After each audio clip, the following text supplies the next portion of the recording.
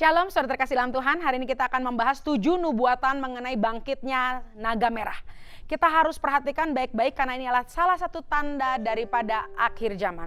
Saudara, kita tahu bahwa di tahun 2024 di kalender China adalah the year of the dragon, adalah tahun naga saudara. Dan tidak ada yang kebetulan bahwa ada film House of the Dragon itu baru saja keluar lagi season kedua di akhir Juni ini dan sampai seterusnya saudara. Kita percaya bahwa Tuhan bisa berbicara melalui banyak hal dan kita harus memperhatikan tanda-tanda zaman. Karena tidak ada satupun yang kebetulan di muka bumi ini. Kita sebagai orang-orang profetik, orang-orang supranatural, kita nggak boleh terlena dan berkata itu hanya kebetulan. Karena di balik kebetulan ada pesan Tuhan, di balik kebetulan ada sinyal-sinyal yang harus kita waspadai. Saudara, dalam film itu ada muncul naga 3 kepala yang berwarna merah dengan ekornya 6. Dan itu berbicara apa saudara? Antikristus. Kita tahu bahwa hari-hari ini bumi sudah semakin menunjukkan tanda-tanda bahwa akhir zaman semakin dekat. Kita harus waspada, berjaga-jaga, kita nggak boleh lengah dan kita harus pakai seluruh perlengkapan senjata Allah saudara. Nah, di House of the Dragon season 2 ini itu ditunjukkan bahwa di New York, di gedung keuangan, salah satu gedung keuangan atau gedung pusat perekonomian di New York itu dililit oleh naga saudara.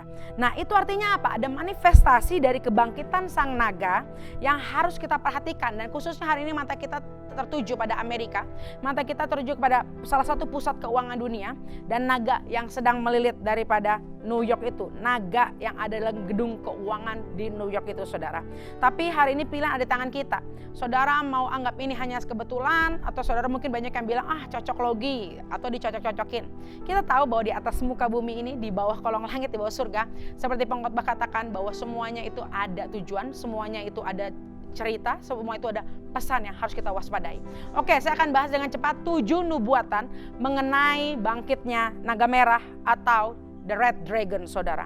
Yang pertama, hati-hati dan waspada karena ini melambangkan antikristus. Walaupun sosok antikristus itu sendiri atau Dajjal kalau kita tahu itu belum tahu kita kapan munculnya secara pasti ya, secara fisiknya, secara nyatanya. Tapi yang kita harus waspadai spiritnya, roh antikris yang mulai dilepaskan dan disebarkan dan itu muncul di kota-kota dan bahkan di bangsa-bangsa. Tandanya apa? Tanda roh antikristus adalah ketika pertama mereka anti kepada Tuhan Yesus Kristus, anti sama firman-Nya, anti sama sifat dan karakter Tuhan, anti kepada pengorbanan dan kebangkitan Tuhan Yesus, anti kepada juga bangsa pilihan Tuhan, bangsa Yahudi. Jadi kalau kita lihat hari-hari ini segala sesuatu yang bertentangan dengan covenant, benci tentang kekristenan, benci keilahian, benci segala sesuatu tentang kuasa kematian kebangkitan Kristus, bahkan orang-orang Kristen yang mulai keluar dari firman, keluar dari covenant, hati-hati. Ada spirit antikristus yang sedang mengincar dan berusaha menguasai orang-orang tersebut. Yang kedua, nubuatan. Dalam firman Tuhan berkata bahwa ketika naga itu muncul, ekornya mengebaskan, menarik sepertiga bintang. Hati-hati saudara untuk para bintang-bintang Tuhan, jenderal-jenderal Tuhan, karena ada buntut naga, ekor naga yang berusaha menarik sepertiga bintang itu untuk jatuh. So, kita minta anugerah Tuhan, minta perlindungan Tuhan, proteksi Tuhan yang sempurna agar kita terus bersinar sebagai bintangnya Tuhan, agar kita terus naik tidak turun, kita menjadi kepala bukan ekor. Amin saudara. Dan selanjutnya yang ketiga, nubuatannya. Kalau kita dengar kata ekor, ekor itu pasti bukan di depan, ekor itu di belakang. Ekor naga itu ada di belakang. Artinya apa? Hati-hati para engkau jenderal-jenderal Tuhan, kau bintang-bintangnya Tuhan, jangan sampai engkau keluar dari orbit, jangan sampai engkau akhirnya kelelahan, kau kecapean dalam panggilan hidupmu, akhirnya kau tertinggal di belakang. Karena ekor naga itu hanya mengebaskan, hanya menarik jatuh bintang-bintang yang posisinya di belakang. Karena apa? Kelelahan.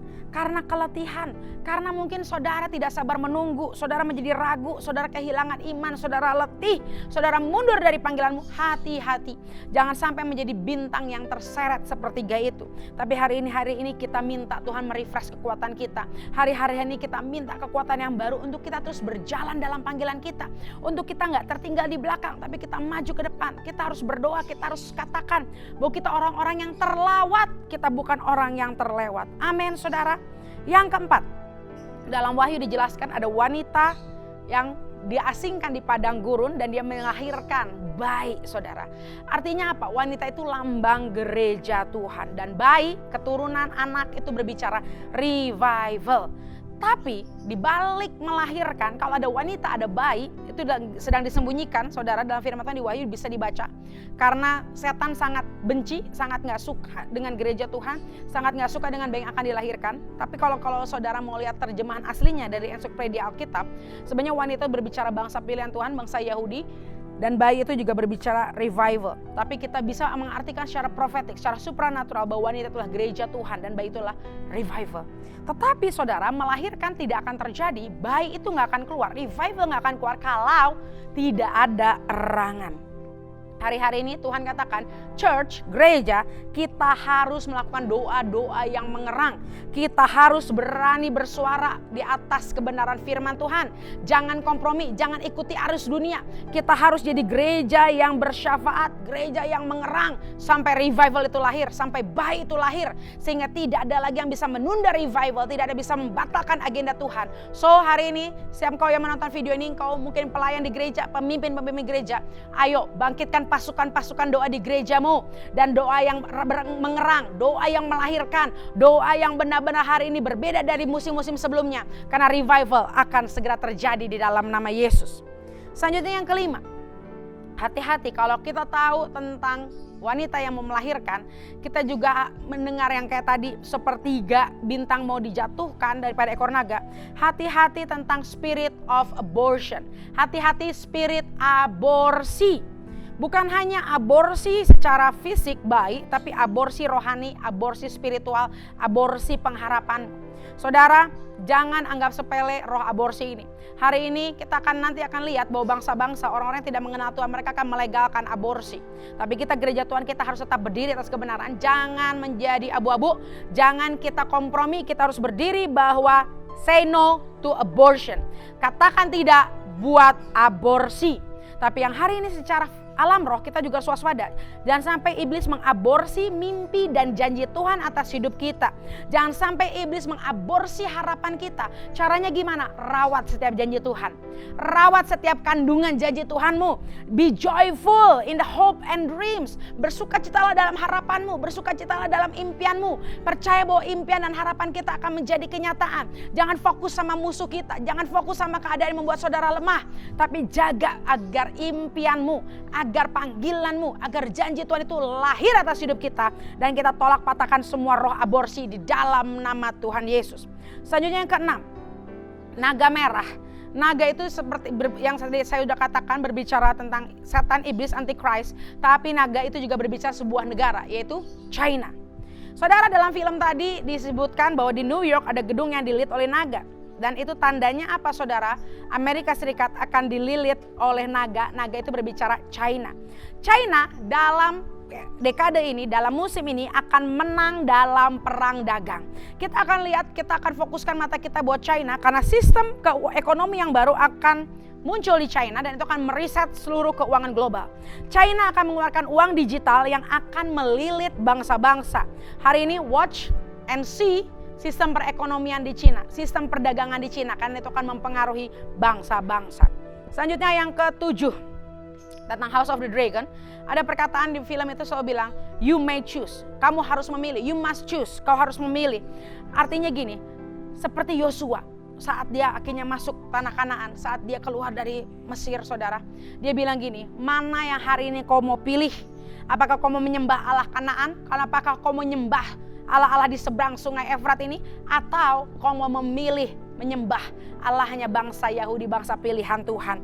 Hari ini Tuhan bilang gini, walau dunia hari ini standarnya semakin turun, tapi kita anak-anak Tuhan, kita harus punya prinsip, kita harus punya ketetapan hati, kita harus punya iman yang teguh, dan berkata bahwa aku dan seisi keluargaku, aku dan seisi rumahku, aku akan melayani Tuhan, aku akan menyembah Tuhan seumur hidup kami. Amin.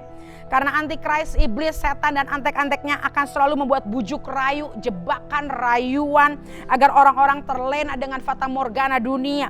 Tapi kita harus ambil langkah iman kita. Kita harus berdiri teguh dalam pondasi iman yang kuat, bahwa kami dan seisi keluarga kami akan melayani Tuhan, akan tetap ikut Yesus. Terserah bagaimana dunia seperti apa, tapi iman kita gak boleh tergoncangkan. Ada amin, saudara. Tetapkan hati kita Kuatkan iman kita, karena ini waktunya orang-orang radikal, orang-orang yang cinta Tuhan akan bangkit dan akan Tuhan promosikan. Orang-orang yang berani beda dengan dunia, orang-orang yang berani melawan arus akan Tuhan bangkitkan. Dan kita berkata, I have decided to follow Jesus.